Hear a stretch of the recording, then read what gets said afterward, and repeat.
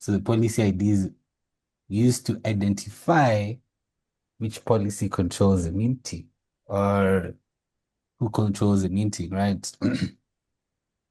The Uh, ad, So the policy ID to me is the NFT. It's like one part of the NFT, right? so It's the first part. Yeah. it is basically a hash of the minting script. Yeah. A hash of the policy And ID we is need just the hash. Say, for example, this is a minting script, right? All of this because it's a mint test case, sorry, script purpose. So you hash this whole validator, and then Mhm. you get the policy ID for this validator. You get the policy ID for the DSNFT. right. So would you say it controls the minting? It basically gives it gives it part of its uniqueness.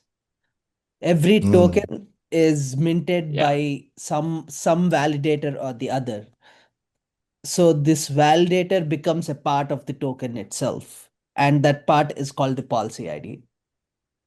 okay, okay. Yeah. So think of it But like yeah, this. Think of it like this. Mhm. Uh, Say for every baby that is born, the mother's name is a part of their name. You know what I'm saying? mm, So the mother is the script, and the policy ID is the name of the mother, and this becomes a part of the baby itself. Mm. Okay, okay. I was trying to use your example with my statement, but it makes so much sense. yeah.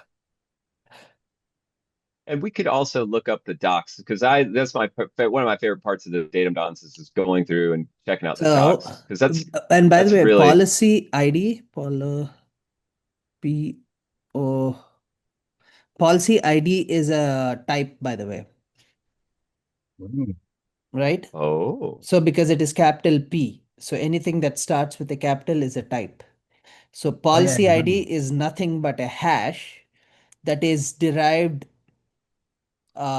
from the script. This is this total script, and this is the hashing algorithm, which is the Blake 2B224. So you are hashing the script with this algorithm, and you get the policy ID, which is the hash.